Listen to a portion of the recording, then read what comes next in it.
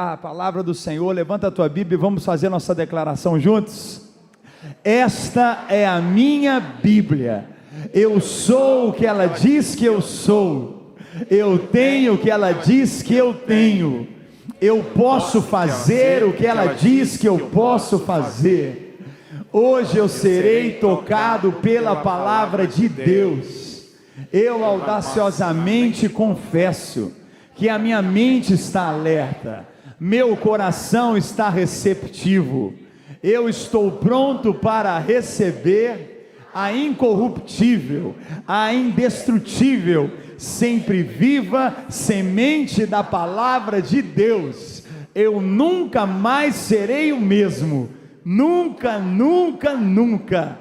No nome de Jesus. Amém, amém. Pastor Luciano, fique à vontade. Deus o abençoe. Em nome de Jesus.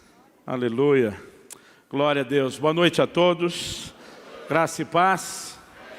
Queria que você fizesse uma cara bem profética de crente para o vizinho ao lado, falasse para ele: Deus vai ministrar o seu coração hoje. Glória a Deus, glória a Deus. Eu quero convidar você a abrir sua Bíblia comigo, no Evangelho de Mateus, no capítulo 11, e nós vamos ler juntos do versículo 28 até o 30.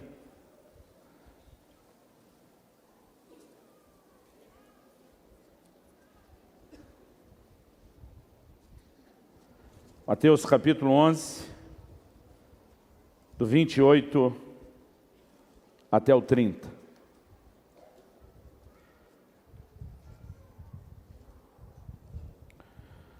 O texto sagrado diz: Vinde a mim, todos os que estáis cansados e sobrecarregados, e eu vos aliviarei. Tomai sobre vós o meu jugo, e aprendei de mim, porque sou manso e humilde de coração, e achareis descanso para a vossa alma, porque o meu jugo é suave, e o meu fardo é leve. Amém, amém. Glória a Deus. Você pode se assentar. Deixa eu mencionar algo aqui antes que eu esqueça. Nós vamos ter, no final do culto, à sua disposição, alguns dos livros da minha autoria e um deles de um outro colega, mais uma publicação do nosso ministério. Naquele formato onde a gente sempre tenta fazer questão de dizer, né, a intenção do coração não é fazer o comércio, é colocar na sua mão uma ferramenta que te edifique. Nós temos ali fora, na tenda da bênção, alguns materiais que você pode adquirir ali pelo preço de 5 e 10 reais. Se a coisa estiver difícil, nós ainda vamos parcelar em 5 de 1, sem juros. Um desses materiais é um livreto que eu escrevi chamado Devocional Diário. Não é um livro de devocionais. Nesse livro a gente fala sobre a doutrina da relação diária com Deus.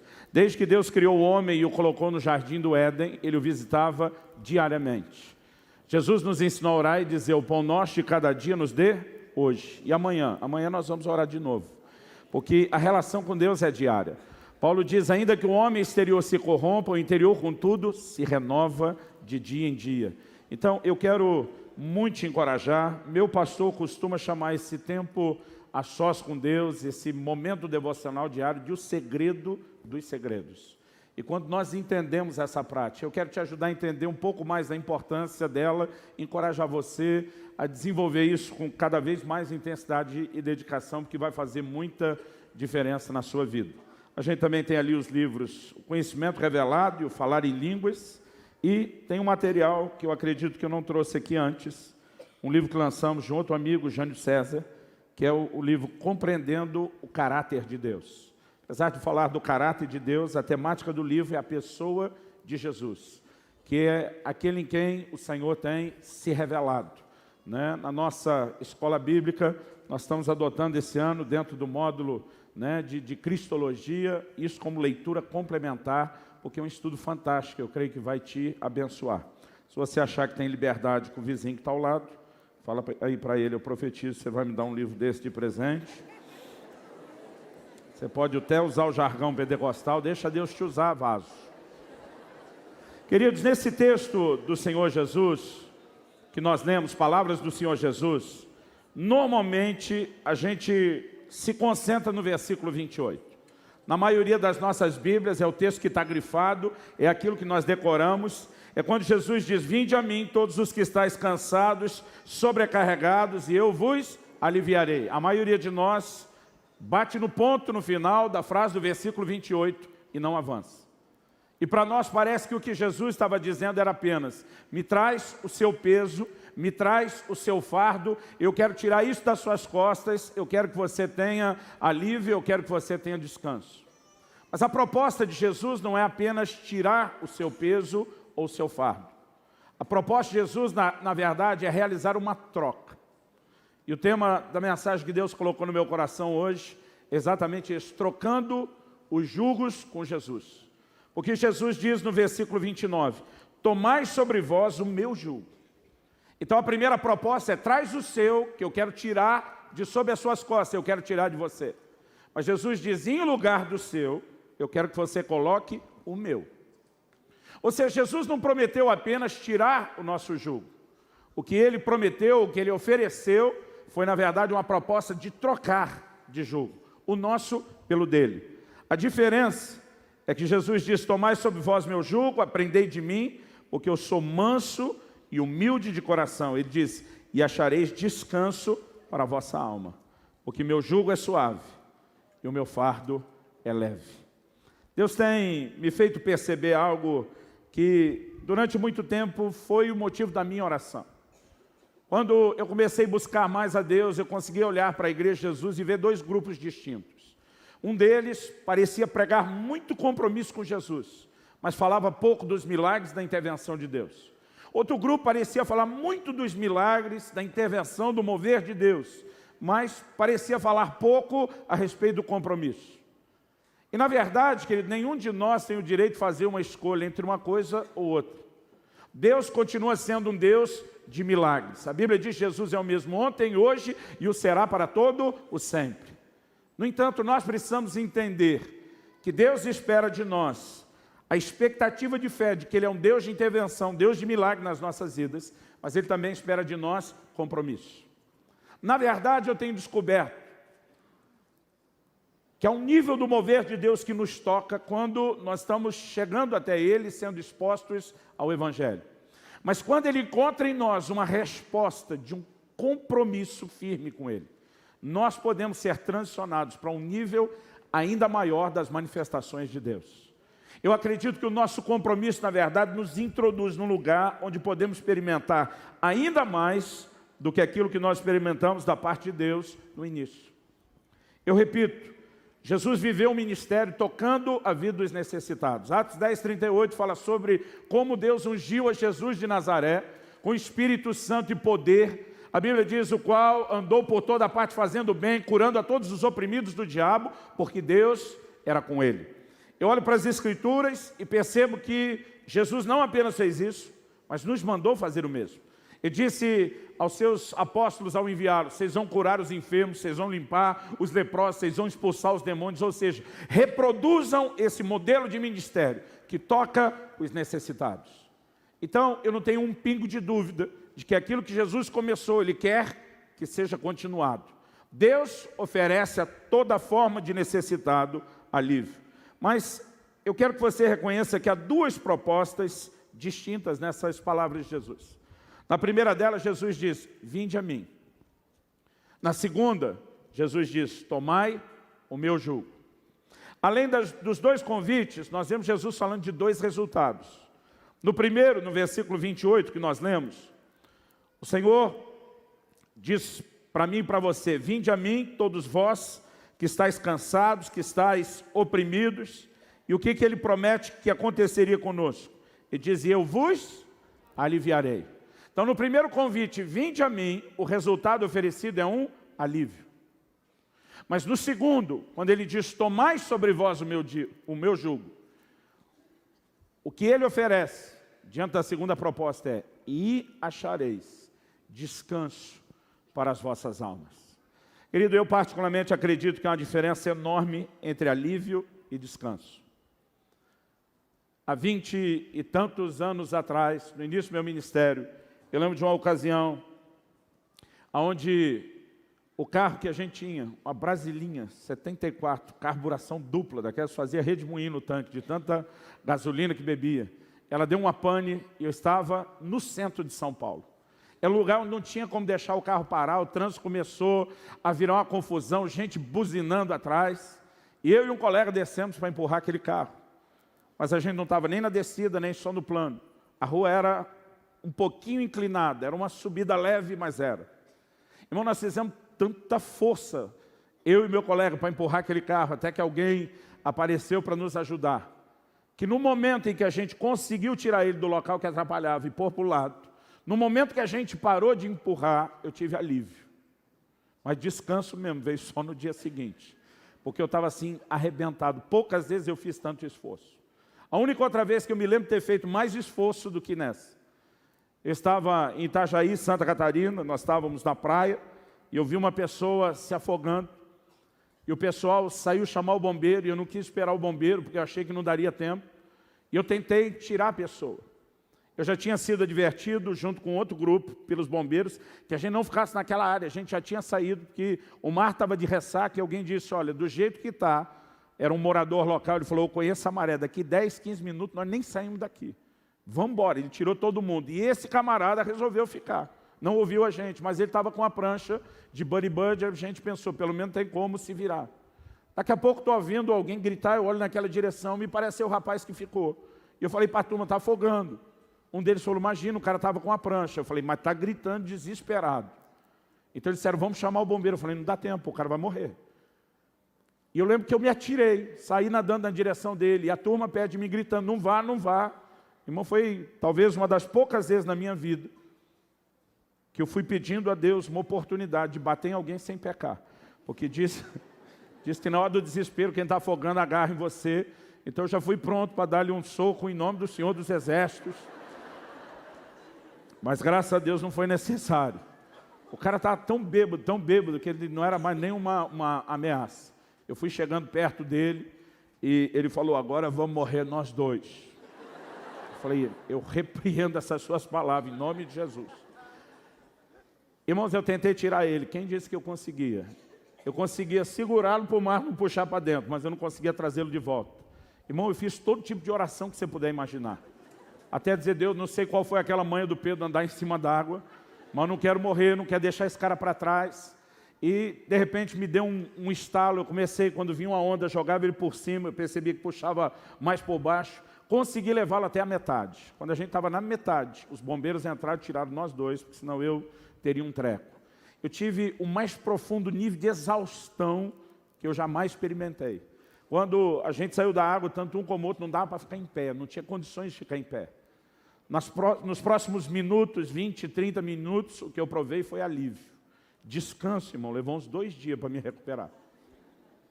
O alívio fala de um certo nível daquilo que Jesus oferece. O descanso fala de uma dimensão ainda maior. Na primeira proposta de Jesus, venham a mim, ele diz, eu ofereço a vocês alívio. Na segunda, quando ele diz, tomai sobre vós o meu jugo, ele está dizendo, eu ofereço descanso. Talvez uma forma melhor de explicar isso sem gastar muito tempo, eu diria que alívio são os primeiros socorros. É aquilo que a gente diria um excelente começo, mas não é a obra completa, está longe de ser. Por outro lado, a gente pode se referir ao descanso como a próxima fase, onde estão os efeitos mais profundos do que é caminhar com o Senhor Jesus.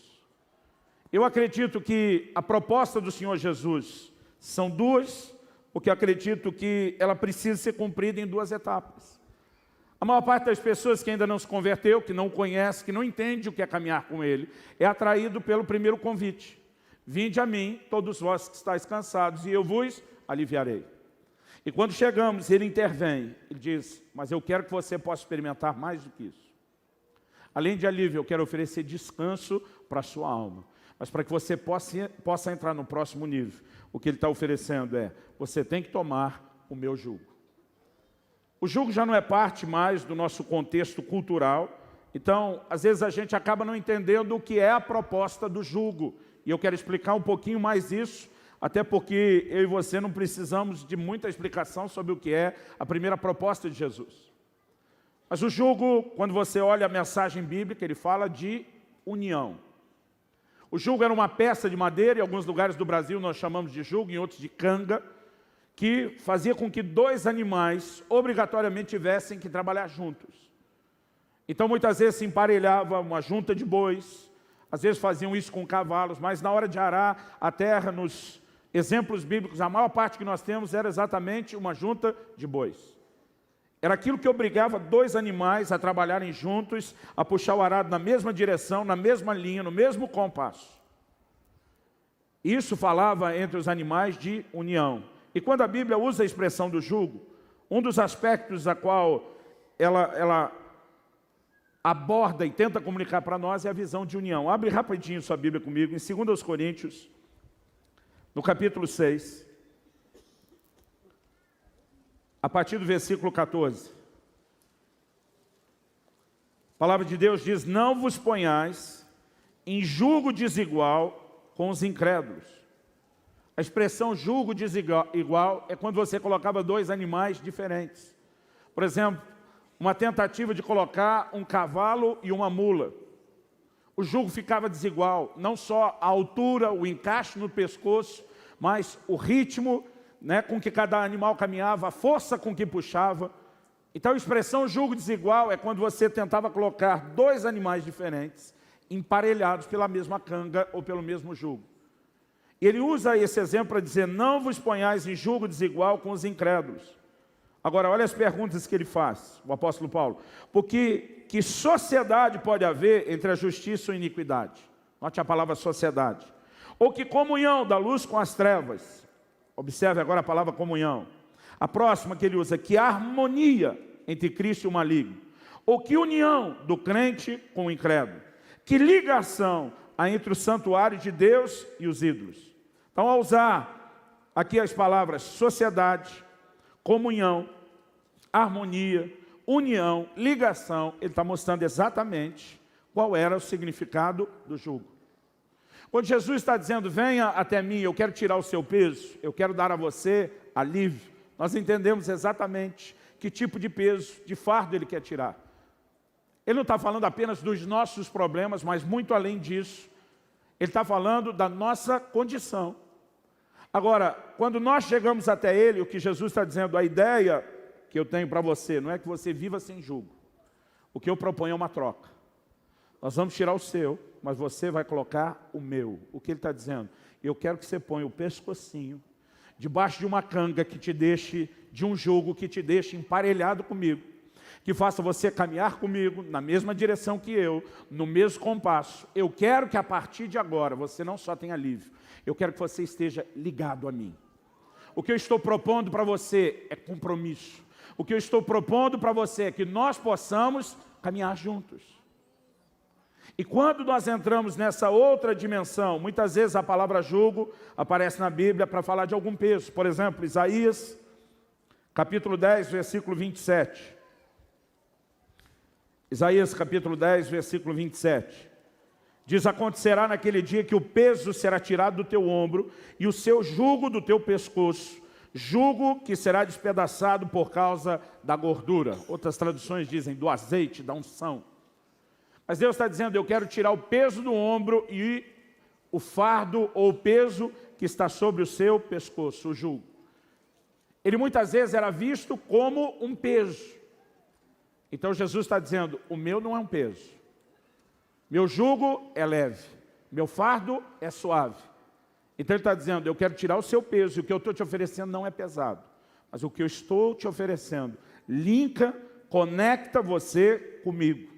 E nós precisamos entender que mais do que o Senhor oferecer aqueles primeiros socorros para o meu e o seu caráter, para o meu e o seu casamento, o cristianismo, que ele tem uma proposta de transformação. Você pode dizer amém? Mais do que só perdão dos pecados, Jesus quer nos oferecer a capacidade de andar em vitória sobre os pecados e não voltar a cometê-los. Você pode dizer amém? Mais do que os milagres iniciais, uma intervenção de cura, um socorro, para talvez uma necessidade financeira por meio de um milagre de provisão. Eu creio que nós podemos entrar num lugar de experimentar muito mais da ação de Deus.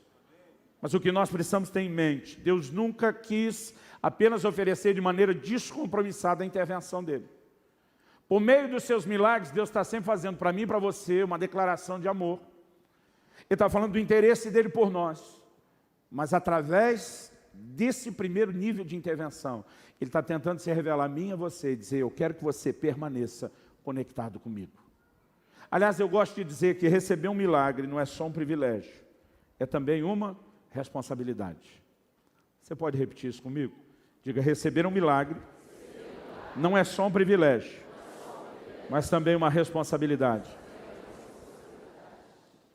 Porque o que se espera da parte de Deus, depois dele operar alguns milagres na minha e na sua vida? O que Deus espera de nós? Eu creio que Ele espera correspondência. A palavra de Deus diz em 2 Crônicas, no capítulo 32, os versículos 24 e 25, o que é apresentado de uma forma bem detalhada no livro de Reis. Em Crônicas vem resumidinho, quando fala da cura de Ezequias. 2 Crônicas 32, 24 e 25 diz assim: naqueles dias adoeceu Ezequias mortalmente. Então orou ao Senhor, que lhe falou e lhe deu um sinal. 25 diz: mas não correspondeu Ezequias aos benefícios que lhe foram feitos. Não correspondeu Ezequias aos benefícios que lhe foram feitos. Quando Deus age na minha e na sua vida, Ele espera mais do que gratidão. Ele espera de mim e de você correspondência. Amém? É só você olhar as palavras que Jesus começou a falar sobre algumas cidades onde Ele havia operado muitos milagres. No Evangelho de Mateus, no capítulo 11, do versículo 20 até o 24, a Bíblia diz que Jesus começou a denunciar as cidades em que havia sido realizada a maioria dos seus milagres, porque não se arrependeram. 21, ai de você, Corazim, ai de você, Betsaiba, porque se os milagres que foram realizados entre vocês tivessem sido realizados em Tiro e Sidom, há muito tempo elas se teriam arrependido, vestido roupas de saco e cobrindo-se de cinzas. Mas eu lhes afirmo que no dia do juízo haverá menos rigor para Tiro e Sidom do que para vocês. E você, Cafarnaum, será elevado até o céu? Não, você descerá até o inferno. Se os milagres que em você foram realizados tivessem sido realizados em Sodoma, ela teria permanecido até o dia de hoje. Mas eu lhe afirmo que no dia do juízo haverá menos rigor para Sodoma do que para você. Qual é a cobrança de Jesus? Se até em Sodoma e Gomorra, irmão, que nós sabemos como a coisa era. Ele diz: esses milagres tivessem sido operados, haveria uma resposta de arrependimento. E vocês não estão dando resposta nenhuma. O que ele está dizendo? Há uma expectativa do coração de Deus, que depois do primeiro nível de intervenção, o homem não apenas permaneça na mesma condição, nos seus mesmos pecados, no seu mesmo padrão ou estilo de vida, mas que ele ofereça a Deus uma resposta. E eu particularmente acredito que nós precisamos voltar a pregar, querido. Não fazer uma escolha entre pregar ou de um lado um compromisso com Deus ou de outro lado intervenções. Nós precisamos entender que essas duas coisas se unem. E na verdade, quando elas se unem, nós vamos perceber que a dimensão de milagres e do mover de Deus pode se tornar ainda maior nas nossas vidas. Eu não sei você, mas eu quero experimentar cada vez mais da ação de Deus, do poder de Deus, da manifestação de Deus na minha vida. E quando eu olho para a palavra de Deus, não dá para negar, querido, essa expectativa. Em Lucas 17, a partir do versículo 11, quando Jesus cura aqueles 10 leprosos, você tem o relato lá até o versículo 17. 10 foram curados, dos 10 só um voltou. Quando esse um volta, Jesus pergunta para ele: cadê os outros 9? Jesus não estava nomeando aquele cara o líder do sindicato dos ex-leprosos restaurados. Jesus não estava colocando sobre ele a responsabilidade de ter arrastado todo mundo. O que Jesus está fazendo é desabafando. Não foram 10 curados? Cadê o resto da turma? Porque, infelizmente, a nossa geração, querido, está pregando só mensagem de alívio. Como se a única coisa que precisasse, a única coisa que a igreja tivesse a responsabilidade de oferecer, é dar um jeito de melhorar o casamento, a saúde, as finanças das pessoas, e nada mais do que isso. Deus começa interferindo nessas áreas, com certeza, porque Ele quer se revelar. Mas essa está longe de ser, querido, a mensagem única ou a proposta completa que Jesus tem para oferecer. As pessoas precisam entender que, além de alívio, existe algo muito mais profundo que Ele quer fazer nas nossas vidas. Mas esse segundo nível do descanso para as nossas almas só virá quando? Quando além de trazer o nosso peso, o nosso fardo que Ele vai tirar, a gente se dispor a colocar o pescoço debaixo do jugo dEle e dizer: eu aceito o seu governo, eu aceito o seu senhorio na minha vida. Se você der uma olhadinha comigo em Atos, no capítulo 19, eu creio que você vai conseguir enxergar comigo esse ciclo progressivo. O apóstolo Paulo chega na cidade de Éfeso, Atos capítulo 19.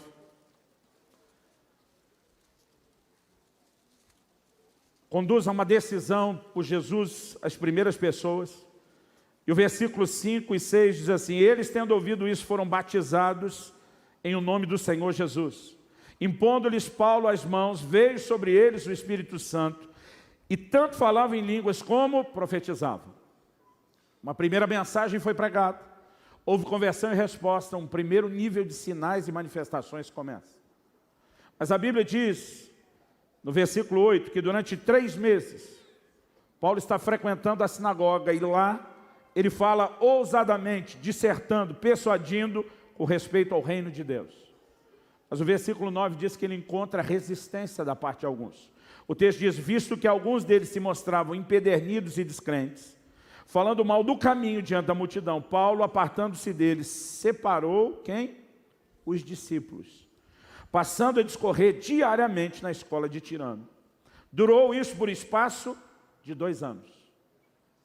Paulo separa agora aquele time que deu uma resposta maior do que só a primeira mensagem, o primeiro nível de sinais. E ele começa agora, todos os dias, não mais semanalmente, fazer um investimento pesado de ensino, de discipulado, de levá-los a um lugar de comprometimento profundo com Deus. O texto diz assim: durou isso por espaço de 2 anos, dando ensejo a que todos os habitantes da Ásia ouvissem a palavra do Senhor, tanto judeus como gregos. E Deus, pelas mãos de Paulo, fazia milagres extraordinários, a ponto de levarem aos enfermos lenços e aventais do seu uso pessoal, diante dos quais as enfermidades fugiam das suas vítimas e os espíritos malignos se retiravam. Eu gosto da ideia de que se existe milagre extraordinário, existe também milagre ordinário. Extraordinário não seria chamado assim se não tivesse o ordinário, o comum. Irmão, há um nível de manifestações de Deus. E eu creio que a maioria de nós como igreja está vivendo milagres, intervenções, respostas de Deus, mas a maioria de nós ainda está na dimensão do ordinário. Poucos de nós estamos entrando no lugar do extraordinário. Eu acredito porque muitos deixamos de perceber que o extraordinário só vem de uma separação, de uma dedicação, de uma profunda entrega. Porque é quando nós decididamente mantemos o pescoço debaixo desse jugo, que a coisa de fato vai fazer diferença na minha e na sua vida. Você olha para os apóstolos quando chegavam numa cidade pregando o evangelho, milagres aos montes. Parece que depois a coisa dava uma estabilizada. E dependendo o nível de envolvimento ou comprometimento deles, havia um ciclo de rompimento maior. Se você olhar para Éfeso, isso vai acontecendo várias vezes. Versículo, por exemplo, 18. Muitos dos que creram vieram confessando e denunciando publicamente as suas próprias obras. Também muitos dos que haviam praticado artes mágicas, reunindo seus livros, os queimaram diante de todos. Calculados seus preços, achou-se que montava 50.000 denários. Assim a palavra do Senhor crescia e prevalecia poderosamente. Irmão, Éfeso é um marco do mover de Deus na Ásia. Mas o que você percebe? A forma como a mensagem chegou, chamava essas pessoas não só a abrirem mão do peso que carregavam. A Bíblia fala de um nível de arrependimento tão profundo, onde eles começam a vir a público, renunciar todo tipo de envolvimento que tiveram com toda sorte de pecado, abrir mão de tudo aquilo, não importa o preço, o quanto aquilo valesse. E depois desse nível de compromisso, a Bíblia diz, a palavra de Deus começa a prevalecer poderosamente. Eu não sei você, irmão, mas eu quero ver a palavra de Deus crescendo e prevalecendo poderosamente na nossa nação. E para isso nós vamos precisar mais do que só dizer que Jesus cura, liberta, resolve seu problema financeiro. E entenda, não estou fazendo desdém disso. Ele ainda é o mesmo, ele começou agindo dessa forma, ele quer fazer essas mesmas coisas, ele não mudou de ideia. O que ele não quer é parar só nisso. Porque o Evangelho precisa levar a mim e a você a um lugar mais profundo de rendição, a um lugar mais profundo de comprometimento com Ele. Quem está entendendo, diga amém. E quando nós nos colocamos debaixo desse jugo, uma das características que nós vamos descobrir, o jugo é suave. Jugo fala de compromisso, querido. Eu acho interessante o como muitas vezes as pessoas conseguem acreditar que o que Jesus está oferecendo para elas é simplesmente só alívio, nada mais, sem nenhum nível de compromisso. Não é essa a mensagem que eu encontro na palavra de Deus. Não é isso que eu consigo enxergar nos evangelhos. Aliás, dá uma olhadinha comigo no Evangelho de João, no capítulo 6. Evangelho de João, capítulo 6.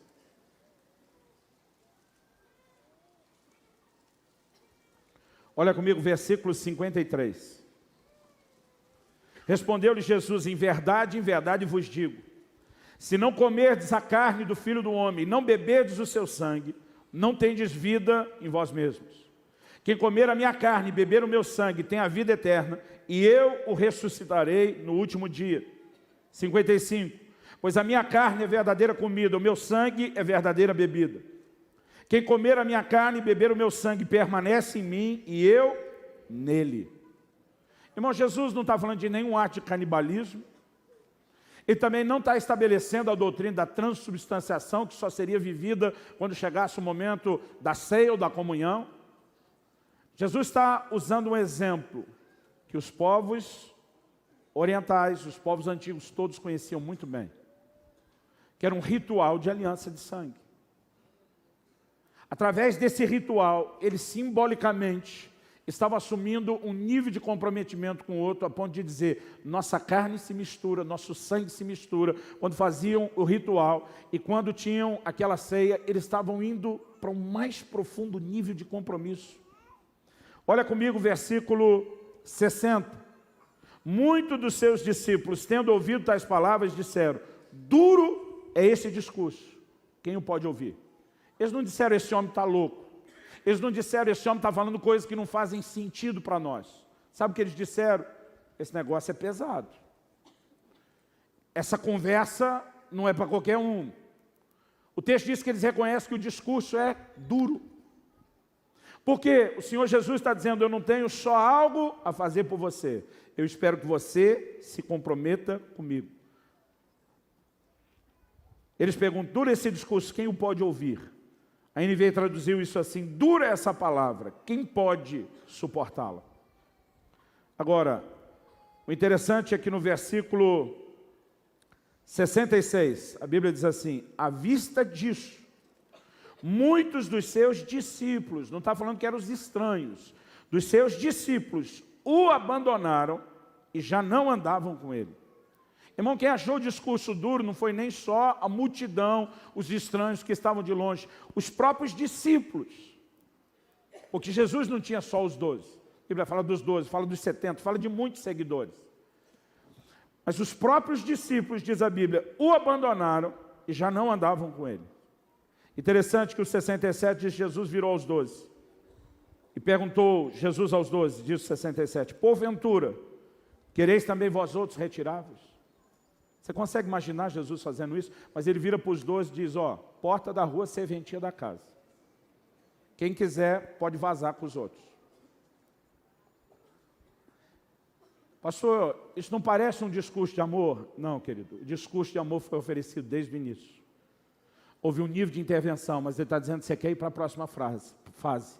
Agora você precisa se conectar num profundo nível de compromisso. Porque se você não entrar nesse profundo nível de compromisso, eu não tenho mais nada para te oferecer, é melhor você vazar. Eu concordo, irmão, que o discurso é duro. Principalmente no meio de uma geração, onde a gente tem ensinado as pessoas a só buscar a intervenção do Senhor e nada mais além disso. E é justamente nesse ponto, quando nós não conectamos de uma forma mais profunda com o senhorio dele, que nós estamos comprometendo a maior onda das manifestações de Deus que poderiam estar sendo experimentadas. Mas eu creio, querido, que uma palavra sadia da parte de Deus vai varrer a nossa nação. Eu creio que a igreja vai ser chamada novamente a um lugar de compromisso. Eu creio que pessoas que não entenderam como relacionar com o Senhor, vão começar a ter clareza. Eu creio, querido, uma igreja brasileira que ainda vai corresponder com o Senhor, que vai se submeter a Ele, que vai se curvar diante do senhorio dEle e vai ver coisas ainda maiores. Até porque a Bíblia diz, a glória da última casa será maior do que a primeira. Deus não está andando para trás, Ele está andando para frente. Ele vai levar a termo os seus planos e os seus propósitos. Mas o caminho do avivamento, irmão, continua sendo o mesmo. Quando os mensageiros vinham dizendo, se arrependa, o que ele está dizendo? Volta a se conectar com o senhorio dele, com o governo dele, para que o propósito dele possa se cumprir. Agora, não existe peso nisso. Quem interpreta isso como pesado, como um discurso duro, é porque ainda está muito interessado em se governar. Pesado, irmão, não é o jugo de Jesus, pesado é o pecado. Isso é pesado. Oprime, traz culpa, traz condenação, traz ação, né, do inferno sobre a vida das pessoas. Jesus diz, abre comigo lá em 1 de João, no capítulo 5. Primeira epístola de João, capítulo 5, versículo 3. A palavra de Deus diz, porque este é o amor de Deus, que guardemos os seus mandamentos. Você pode repetir isso comigo? Diga, porque este é o amor de Deus, que guardemos os seus mandamentos. Então, olha para cá um pouquinho, antes da gente terminar de ler o versículo. O amor de Deus, querido, não é apenas oferecido quando a gente diz, Jesus morreu por você, para te perdoar, para te redimir, para te resgatar. A mensagem do amor de Deus, ela vai além dessa primeira fase. E ela diz, e agora, você precisa corresponder ao amor dele, amando Ele também. E Jesus diz, aquele que tem os meus mandamentos e os guarda, esse é o que me ama. Nós precisamos entender, querido, que guardar os mandamentos é parte do amor de Deus. Porque o que Ele faz, trazendo a gente para perto de si, nos restaurando, nos perdoando, é a oportunidade de recomeçar e agora fazer direito. Porque Deus nos ama, Ele quer que eu e você possamos andar debaixo dos mandamentos dEle. Até porque, querido, o que vai atrair uma dimensão maior de bênção é a minha e a sua obediência. Outro dia um irmão chegou para mim e falou, pastor, por favor, me ajuda. Me ensina aí as mães. Falei, do quê? Ele falou, pastor, eu preciso aprender com você como correr atrás da bênção. O senhor é um cara tão abençoado. Falei, olha, eu não posso te ensinar isso. Não, pastor, o senhor é abençoado. Falei, eu vou concordar com você que eu sou abençoado. Mas se você quer que eu te ensine como correr atrás da bênção, eu não posso te ajudar. Porque eu nem sei o que é correr atrás da bênção. Falei, o que eu aprendi é que a bênção corre atrás de mim.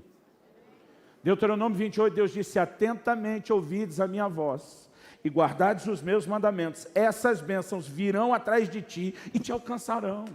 Nenhum de nós precisaria correr atrás de bênção nenhuma, querido. A disposição de andar na palavra de Deus faz com que a bênção corra atrás de nós. Quem está entendendo, diga amém.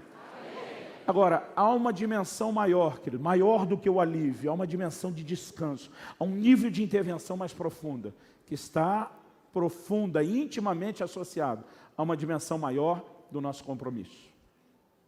Não estamos falando de forma alguma, querido, de troca. Estamos falando de uma maturidade, estamos falando de princípios que nos introduzem numa dimensão maior do mover de Deus. Para concluir, eu e você precisamos entender que a vida cristã é progressiva. A vereda do justo é como a luz da aurora, vai brilhando mais e mais até ser dia perfeito. À medida que eu e você vamos caminhando com o Senhor, eu acredito que Deus vai esperar um pouco mais de mim e de você. Deus não vai colocar um peso sobre o novo convertido de correspondência, quando ele ainda nem entende como as coisas funcionam. Mas à medida que nós começamos a ser instruídos na palavra, aliás, a Bíblia diz aqui, muito for dado, muito será cobrado. Quanto maior é o nível de entendimento que nós temos, maior é a nossa responsabilidade de corresponder com ele. Mas à medida que eu e você vamos entrando nesse lugar, de um profundo compromisso com Deus, de levar o Senhor Jesus a sério, de viver pela sua palavra, de viver debaixo do seu senhorio, irmão, eu quero te dizer, manifestações maiores virão nas nossas vidas. O apóstolo Paulo diz, quando eu era criança, falava como criança, né, como menino, agia como menino, pensava como menino. Você não pode esperar muito de uma criança. Eu particularmente me lembro de quando minha filha Alice, ela está agora com 15 anos. Quando ela estava ali com seus 3, 4 anos, ela tinha um comportamento interessante, já sabia exatamente o que ela queria. Lembro de um dia eu estou sentado no sofá na sala de casa, ela vem, senta no meu colo, ela segura minhas bochechas e diz: você é o pai mais lindo do mundo inteiro. Ela me abraça, ela me beija, ela faz carinho. Irmão, já estou esperando. Depois ela estende a mão e diz: pai, dá 2. E mesmo sabendo para onde essa conversa ia, eu meto a mão na carteira, toma 5. Porque você entende que é uma criança. Agora, ai dela se hoje quisesse me bajular, me tratar dessa forma, só para conseguir dinheiro. Porque embora eu tenha o maior prazer de abençoá-la, eu quero ser tratado com o respeito e a honra de um pai. E não só como o banco que a financia. Quem está entendendo, diga amém. Então, a maioria de nós, irmão, a gente costuma dizer: quem não vem pelo amor, vem pela dor. Irmão, não conheço um que veio pelo amor. Não é verdade, eu me converti quando criança, querido. Eu não estava doente, eu não tinha problema de família, não tinha nada. Mas por que eu me converti? Porque alguém disse: se eu não aceitar Jesus, eu ia para o inferno. Fiz as contas, falei: é bem melhor ficar com ele do que ir para lá. Interesse. Eu passei a amá-lo depois que eu comecei a conhecê-lo. Você não chega por amor. O amor vai se desenvolver depois. Então, eu fico olhando, querido, para a intervenção de Deus nas nossas vidas, e eu não vejo uma expectativa de Deus, de que no início a gente ame, de que a gente, esteja já profundamente conectado, que a nossa motivação da busca inicial não seja interesseira. Irmão, a maioria de nós vai vir com isso. Mas depois dele se revelar, dele se mostrar, ele espera que à medida que nós começamos a conhecê-lo, as razões pelas quais vamos ficar com ele mude. Quando Jesus vira para os 12 e diz: e vocês também querem se retirar? O que é que Pedro responde? Senhor, para onde iremos nós? Só tu tens as palavras da vida eterna. E diz: nós não estamos aqui mais pelos milagres. Nós queremos a continuidade. Nós queremos permanecer no Senhor e o Senhor em nós. Você recebe essa palavra em nome de Jesus? Então vamos ficar em pé. Eu gostaria que nós orássemos. Eu creio que quando assumimos um compromisso maior com Deus, nós também podemos entrar numa manifestação maior de Deus na nossa vida. Eu escrevi um livro inteiro a respeito desse assunto. Eu não tenho aqui, pode ser que tenha na Seara. Ele se chama Outra Face dos Milagres.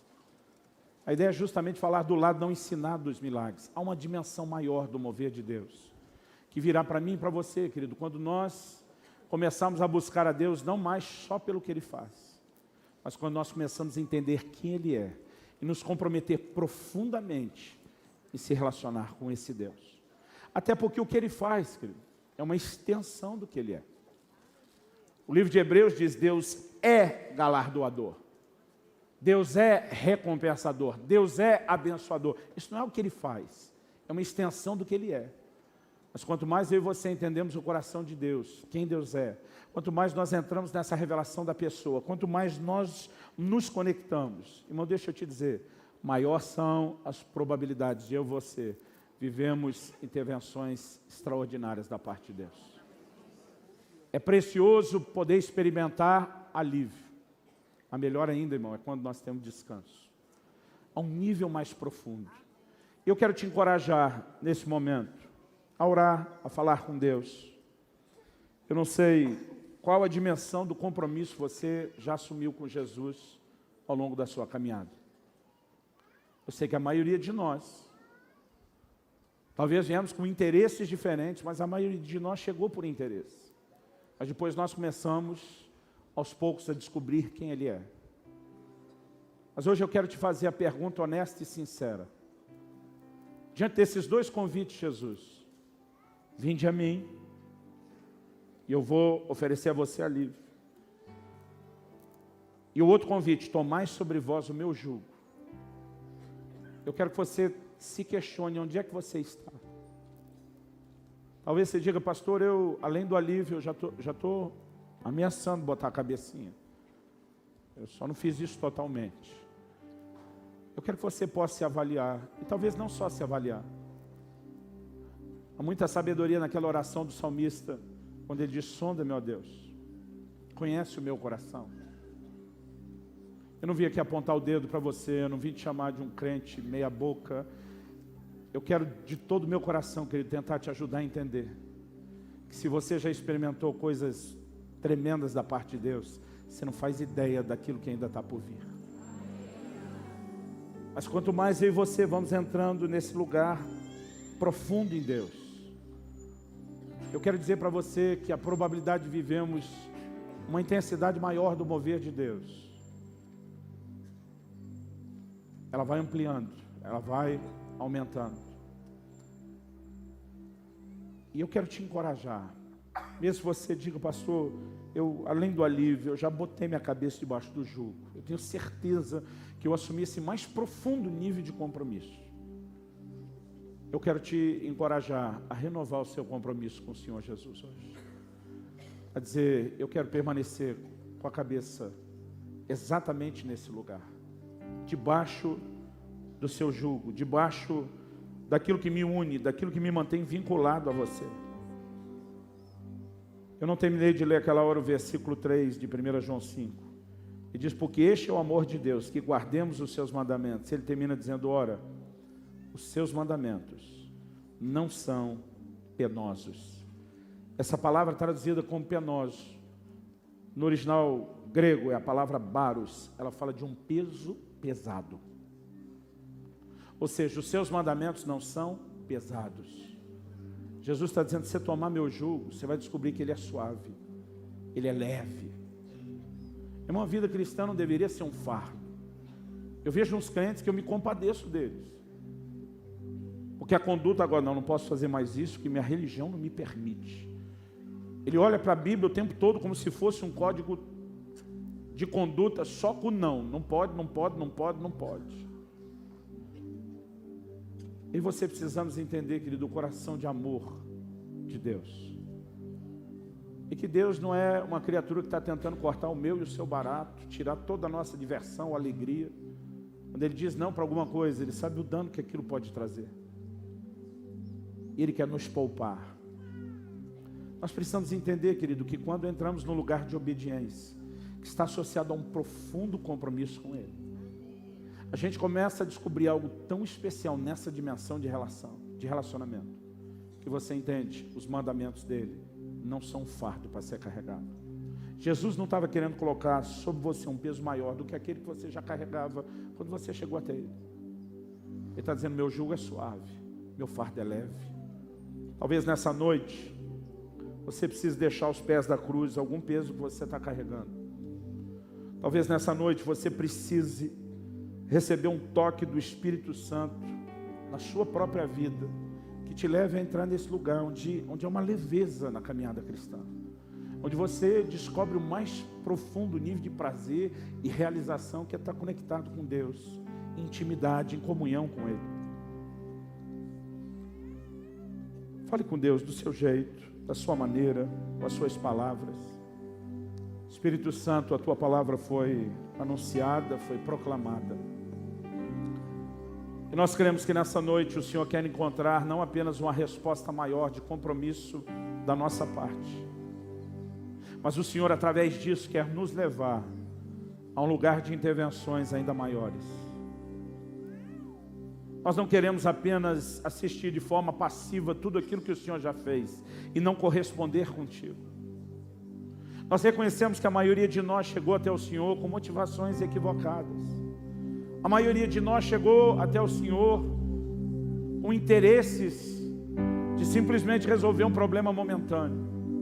Mas Deus, nós não queremos permanecer nesse lugar de maturidade, de infantilidade. Nós queremos crescer, nós queremos amadurecer, nós queremos descobrir um relacionamento mais profundo com o Senhor. E Deus, juntamente com esse lugar de compromisso e conexão com o Teu senhorio, com o Teu governo, nós queremos entrar num lugar de manifestações maiores. Nós clamamos por milagres maiores. Deus, eu sei que há pessoas aqui hoje, aqueles que nos assistem pela TV, nos acompanham pela rádio, pela internet, que precisam de alívio. E eu oro pela manifestação do Teu poder hoje. Eu declaro uma palavra liberando o Teu poder sarador sobre os enfermos. Eu oro clamando intervenção de provisão, ó Deus, naqueles que estão vivendo um momento de não só aperto, de grande aflição material e financeira, de necessidades. Eu oro pelo socorro do alto. Eu oro que eles encontrem alívio, mas muito mais do que isso, Senhor. Que eles possam conhecer o que é o descanso para a alma. Que eles possam entrar naquele lugar mais profundo de dizer: eu não te trouxe só o meu problema, eu trago a minha vida e eu me ofereço. Eu coloco o meu pescoço debaixo do seu jugo, Jesus. Nós não queremos vir e apenas tirar o nosso peso, nós queremos trocar de jugo. Nós queremos colocar o seu. Eu oro por cada um dos meus irmãos e irmãs que já tomaram essa decisão. Que eles conservem e mantenham firme no seu coração a decisão de andar debaixo do senhorio de Jesus. Mas eu oro por todos aqueles, ó Deus, por quem estamos clamando alívio. Que eles não parem só nisso. Nós clamamos intervenção e socorro do Senhor nas casas, nas famílias. Nós oramos pelo cumprimento da Tua palavra, que diz que o Senhor converteria o coração dos pais aos filhos e dos filhos aos pais. Nós oramos por toda forma de alívio, mas eu oro, ó Deus, que à medida que cada um deles descobre o alívio que o Senhor oferece, eles vejam também que a sua proposta é muito maior, é muito melhor, é muito mais profunda do que só trazer alívio. Eu oro que possa haver compromisso. Compromisso contigo, Jesus, com a Tua palavra. Compromisso com o Teu senhorio. Em nome de Jesus. Em nome de Jesus. Em nome de Jesus. Se você crê e concorda, diga amém. Antes de terminarmos, eu não quero fazer isso antes de dar a você o que eu chamo de, sem sombra de dúvida, a melhor oportunidade da sua vida. Talvez você está aqui hoje pela primeira vez, ou já frequentando um tempo os cultos, mas talvez você ainda não entregou a sua vida a Jesus. E a gente quer te dar a oportunidade de poder fazer isso, de não só buscar uma bênção, um socorro, um livramento, de mais do que receber a mão estendida dele para alguma área de necessidade da sua vida, para que você receba a sua salvação eterna, para que você possa viver algo mais profundo. E se você ainda não tomou essa decisão de entregar a sua vida a Jesus, eu quero te dar a oportunidade de poder fazer isso agora. Ou talvez você se afastou dos caminhos do Senhor, tem andado desviado dele. Talvez você esteja até se perguntando: como é que você veio parar aqui? O que é que você está fazendo aqui? Eu creio que Deus não apenas te trouxe, mas que o Espírito Santo está te chamando de volta. Eu quero te dar a oportunidade de se reconciliar com o Senhor. Quantos de vocês hoje querem entregar a sua vida a Jesus ou voltar para Ele? Dá um sinal com a sua mão. Eu quero ver a sua mão. A gente quer orar por vocês. A gente não quer constranger vocês. Para nós é motivo de festa. Aliás, Jesus disse: a festa nos céus quando o pecador se arrepende. E Ele mandou a gente orar para a vontade dEle ser feita aqui na terra como é feita nos céus. Então, eu acredito que Ele quer que tenha festa aqui também. Para nós é um motivo de festa. Levante sua mão. Eu declaro cada pessoa nesse lugar livre de toda amarra espiritual. Em nome de Jesus, livre para corresponder ao apelo, ao convite do Espírito Santo, ao chamado de Deus no seu coração. Quem mais quer entregar a sua vida a Jesus? Eu vou pedir que você não só levante sua mão. Eu vou pedir que bem rápido você venha aqui à frente, onde alguns já estão chegando. Jesus disse: todo aquele que me confessar diante dos homens, eu também o confessarei diante do meu Pai e dos anjos que estão nos céus. Mas Ele diz: todo aquele que me negar diante dos homens, eu também o negarei diante do Pai e dos anjos que estão nos céus. Então o melhor lugar para se fazer isso é diante das pessoas, assim como Jesus publicamente se doou a você. Você que levantou a sua mão, mesmo que está na galeria, nós vamos esperar você. Venha bem depressa. Eu às vezes ouço gente dizendo: não, pastor, eu vou fazer isso em algum momento, mas ainda não é a hora. A Bíblia diz: se hoje ouvides a sua voz, não endureça o coração. Paulo escreve e diz: hoje é o dia aceitável, hoje É o tempo da salvação, até porque você não sabe quanto tempo você terá. E você não vai querer que o dia da sua partida chegue antes de você ter decidido por Jesus. Você que está nos acompanhando pela televisão, a rádio ou a internet, nós vamos fazer uma oração com essas pessoas e você pode repetir a mesma oração que será feita, mesmo que a distância.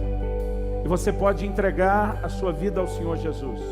E eu quero te dizer que mais do que a formalidade de apenas falar algo, o Espírito Santo de Deus vai te envolver agora onde você está.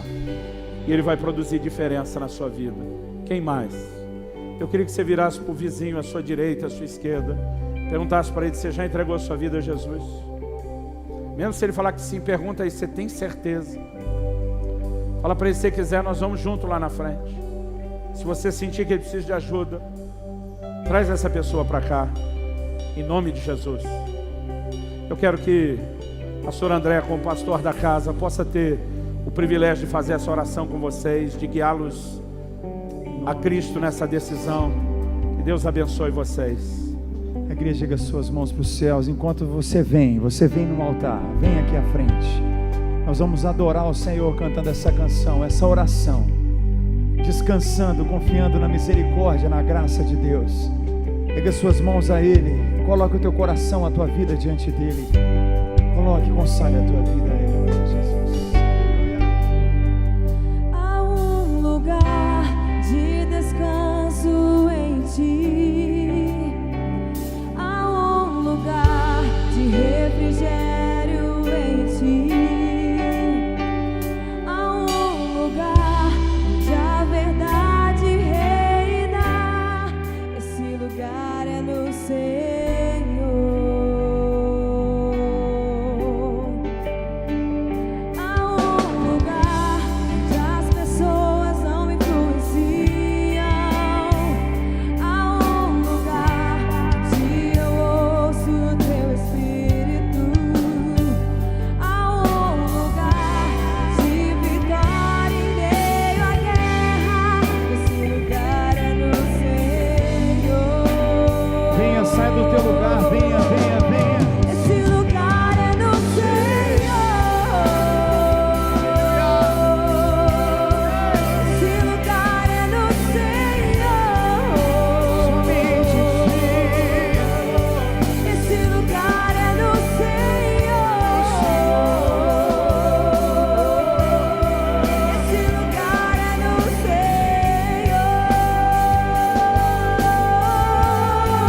Esse lugar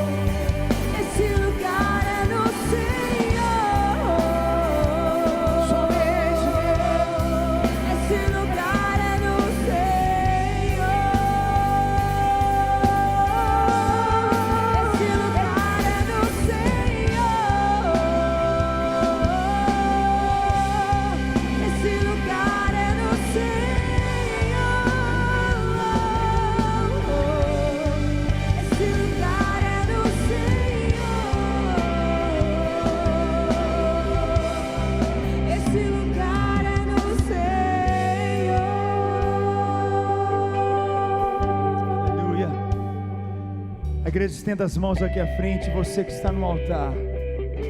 Ore com toda a igreja nessa noite, vamos orar juntos. Ore conosco dizendo: Senhor Jesus, muito obrigado por me trazer aqui essa noite.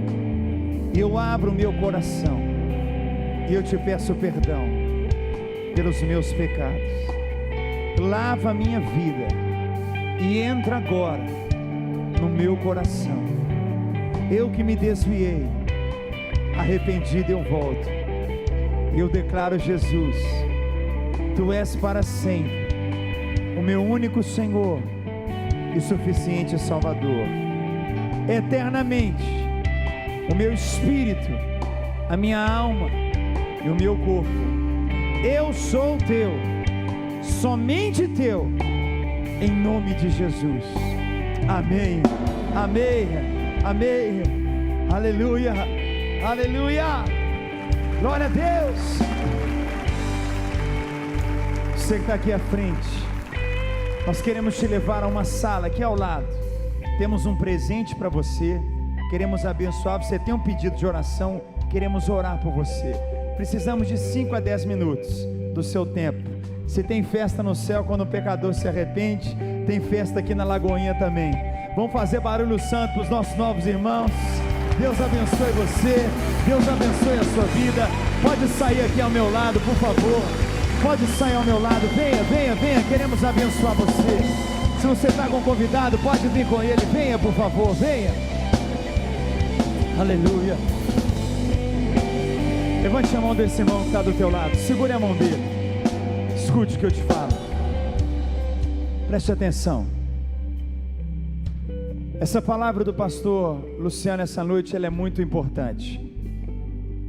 Ela é muito importante para nós, porque o pecado gera um peso, mas também o que Deus tem para a tua vida, ela gera e vai ser gerado na tua vida responsabilidade, será gerado na tua vida pressão. Olha para quem está do teu lado e fala para ele: tem que aguentar a pressão. Não existe crescimento sem pressão. Falar de alívio não é fugir da responsabilidade. Muita gente confunde. Querido, você não tinha uma casa, agora você tem uma casa. No momento que você começa a ter uma casa, você era solteiro. Vamos começar do solteiro. Era só você e você e você. No momento que você casou, não é você mais, é você e ela, você e ele. Quem está comigo nessa noite? Ai, mas então vem um peso a mais. Vem mesmo. Quantos solteiros estão aí? Deixa o peso vir, amém? Os casados estão aqui, o peso já chegou, dá um glória. Depois vem filho, mais um peso. É diferente de pecado. O trabalho, responsabilidade, crescer, ir para uma casa, em nome de Jesus, de uma casa, Ele pode te dar uma casa ainda maior, uma responsabilidade no trabalho ainda maior. Quem crê no aumento de salário? O salário só aumenta se aumenta a responsabilidade, irmão. Vai aumentar seu salário de graça? Vai aumentar nosso salário para aumentar? Não, é porque vai aumentar a cobrança. Então fala para quem está do teu lado: aumenta o salário, aumenta a pressão, meu irmão.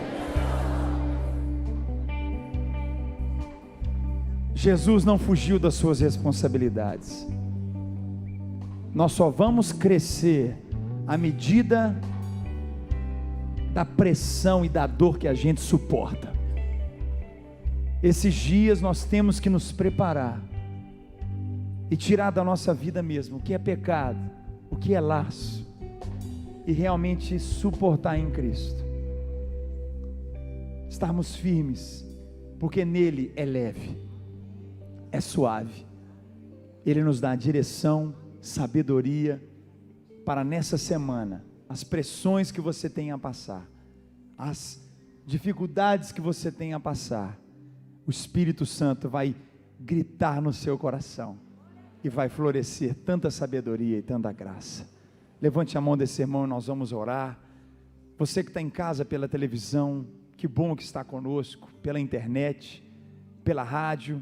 Ligue para nós, 3429-9550. Queremos orar por você. 31-3429-9550. Queremos abençoar você tanto e orar por você. Logo mais, 8h30, 20h30, aqui, teremos a reunião Cristo Vivo, com milhares de jovens, famílias, também um tempo de adoração. Você que é de Belo Horizonte ou região, venha, dá tempo, vem para cá. Queremos orar por você também, em nome de Jesus.